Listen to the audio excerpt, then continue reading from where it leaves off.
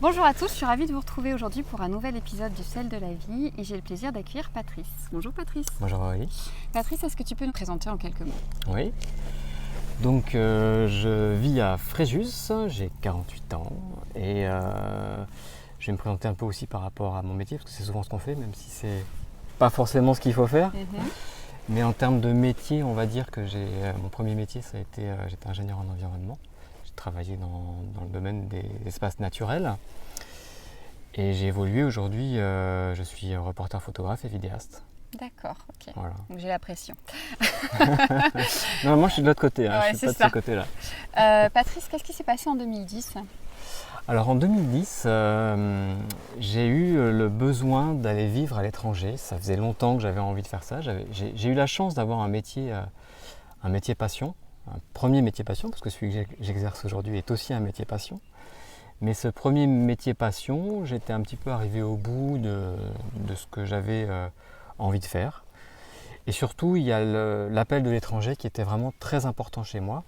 Je suis quelqu'un qui voyage beaucoup et le voyage touristique pendant mes vacances ne me suffisait pas en fait. Donc j'ai eu besoin d'aller tenter l'expérience de l'expatriation. Donc en 2010, après de nombreuses mois, voire plus, d'hésitation, quand on veut changer quelque chose dans sa vie, on a souvent des peurs. Et ces peurs-là, elles sont assez difficiles à dépasser, pour plein de raisons. Et c'est dommage parce que je pense qu'on manque beaucoup de choses en fait en ne dépassant pas ces peurs-là. Et j'ai réussi à faire ça en fait. Donc j'ai quitté mon boulot, j'ai quitté mon appart, j'ai quitté ma voiture. Et je suis parti vivre. Alors, on va le faire dans l'ordre. Tout d'abord, je me suis dit, allez, je pars en Argentine. Je vais prendre un billet d'avion, j'ai confiance, je vais trouver du boulot et je vais partir en Argentine. Donc, j'ai fait mon petit sac à dos. Et une semaine avant de prendre mon billet d'avion pour l'Argentine, je continuais toujours à avoir une veille au niveau des offres d'emploi dans les ONG à l'étranger. J'ai postulé sur une offre en Équateur et j'ai été pris. Donc en plus c'est assez étonnant, c'est-à-dire que c'est à partir du moment en fait où j'ai lâché prise, où justement j'ai lâché mes peurs aussi, que tout s'est débloqué en fait. C'est-à-dire que ça faisait quand même longtemps que je cherchais un poste en ONG, que je ne trouvais pas. Et c'est à partir du moment où j'ai vraiment tout lâché, où j'ai vraiment pris la décision, c'est le moment, c'est le bon moment de partir, que le bail de l'appartement était rompu, que la voiture était vendue, etc. Ça s'est bloqué quoi. Donc même si je pense que l'Argentine aurait été une belle expérience aussi, là j'ai quand même obtenu le poste dont je rêvais depuis que j'étais enfant en fait. Donc pour la faire courte, je travaillais dans une structure qui s'occupait donc toujours dans l'environnement, développer des projets qui sont des alternatives à la déforestation en Amazonie. D'accord. Un projet extraordinaire avec les communautés indiennes d'Amazonie sur un secteur particulier avec des communautés Quechua et Shuar qui sont vraiment exposées à des problématiques importantes de déforestation parce que des compagnies principalement américaines viennent à leur proposer des grosses sommes d'argent pour exploiter les ressources forestières. Ce qui malheureusement derrière amène des énormes problèmes d'érosion et de perte d'identité des terres en fait, puisqu'à part derrière ils font du pâturage et puis derrière il n'y a plus rien quoi. Donc il y a un vrai appauvrissement de ces terres, alors que des alternatives existent, qui sont durables et qui amènent des ressources financières. Alors évidemment pas d'un coup et pas une telle somme d'argent, mais par contre sur la durée et pour plusieurs générations certainement. Donc voilà, c'est ce genre de projet qu'on essaie de mettre en place. D'accord. Et c'était complètement passionnant. Alors tu veux dire que en fait le fait de faire un premier pas c'est-à-dire donc donner la fin du bail de ton appart, Ouais. vendre ta voiture et tout. Pour toi, c'est en faisant un pas, en montrant à l'univers que Ouais. tu lâches, Ouais. que les choses se Ah, débloquent. complètement. Ouais. Ça, je crois que alors, je sais pas si c'est comme ça que ça fonctionne, et on parle de loi d'attraction, on parle de... Voilà. En tout cas, moi, c'est ce que j'ai expérimenté à plusieurs reprises. Là, c'est exactement ce qui s'est passé. C'est-à-dire que pendant très longtemps, j'avais vraiment envie de le faire. Mais je me disais, quand même, quitter un boulot stable qui me plaît quand même, même s'il y avait des frustrations, mais qui me plaît quand même. Puis on a un équilibre, on a ses amis, on a sa famille, etc. Donc, mais il y a quand même cet appel profond qui te dit, ouais, j'ai vraiment envie d'essayer ça. Et à un moment donné, tu te dis, bah, ok, bah, il faut le faire. J'ai vraiment envie, donc je le fais. Et c'est vrai, c'est incroyable. C'est dès le moment où la décision a été prise que tout s'est enchaîné. Vraiment. Et tout s'est enchaîné en plus dans le bon sens. C'est-à-dire que cette expérience a été une superbe expérience. D'ailleurs, je pense que j'y retournerai. J'ai envie d'y retourner pour d'autres projets. Peut-être qu'on en reparlera tout à l'heure. Mais voilà, c'est vraiment comme ça que ça fonctionne. Ça a fonctionné une deuxième fois. Un peu plus tard dans ma vie, j'étais revenu d'Équateur. C'était un an après. Il s'est passé un événement dans ma famille où j'avais besoin d'aller à l'île de la Réunion. Mais quelqu'un de ma famille qui était malade, et donc j'avais envie de me rapprocher d'eux. Seulement, j'avais pas d'emploi à ce moment-là. Seulement pour le faire, voilà, c'est pas comme ça. On part. Et donc je me suis dit, bah, je vais refaire pareil. Je vais rechercher du boulot, et en 10 jours, j'ai trouvé du boulot. J'étais directeur d'une association dans le domaine du patrimoine réunionnais, patrimoine culturel, alors qu'avant j'étais plutôt dans le côté patrimoine environnemental. Et en 10 jours, j'étais là-bas, quoi. Enfin, c'est hallucinant. Il y a à la fois le lâcher-prise et l'envie. Vraiment, l'envie, la confiance en soi. Voilà, il y a quelques ingrédients qu'il faut mettre dans la recette. Et alors ça ne marche pas toujours, évidemment. Mais quand même, je pense que... Quand c'est l'appel du cœur. Quand c'est vraiment et l'appel du cœur, et la confiance en soi, et le lâcher-prise. Et si on n'est pas dans le manque aussi, dans le manque ou dans le besoin, parce que souvent aussi on est dans des périodes où on se dit putain, mais pourquoi ça m'arrive à moi, pourquoi moi j'ai pas ça, pourquoi les autres ils ont. Là on est dans le manque, on est dans le besoin, on est dans la jalousie, on est dans la comparaison. Ça c'est vraiment les 4 choses d'après moi qu'il faut éviter.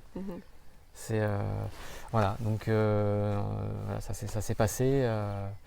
Mais quelles ressources tu as pu utiliser pour justement arriver à passer ce cap? Je ne sais pas, est-ce que tu as utilisé certaines thérapies, la méditation, une pratique Alors à l'époque, parce que aujourd'hui c'est des outils que j'utilise, mais à l'époque je ne les utilisais pas. D'accord. À l'époque, en tout cas, je ne les utilisais pas consciemment. Je pense que toute ma vie, j'ai utilisé la loi d'attraction inconsciemment. C'est-à-dire, je le faisais de la bonne manière. Tout le monde, mes amis me disaient, mais toi, tu as toujours une bonne étoile, c'est hallucinant.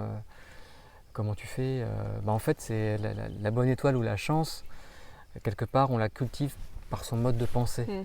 Alors, c'est pas évident, c'est vraiment pas évident d'arriver à avoir un filtre qui te dit oh là, mais là, ces pensées-là, elles ne me servent à rien, elles me polluent. Et elles m'entretiennent dans une situation où je ne veux pas être. Et en fait, souvent, c'est vrai, on est tous comme ça. Quand on est face à un problème, on pense au problème. On pense au problème et du coup, on se maintient dans une énergie qui est négative, qui est pas bonne pour résoudre ce problème en fait. Donc, un problème, je ne sais plus qui c'est qui disait ça, c'est une opportunité à grandir en fait. Donc si on le voit comme ça, déjà ça change un peu les choses. C'est vrai que quand on est dedans, c'est facile à dire.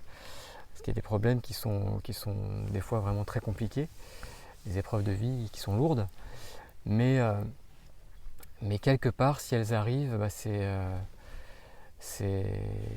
une épreuve qu'il faut arriver à surmonter. De toute façon, on n'a pas le choix, et tôt ou tard, on y arrive.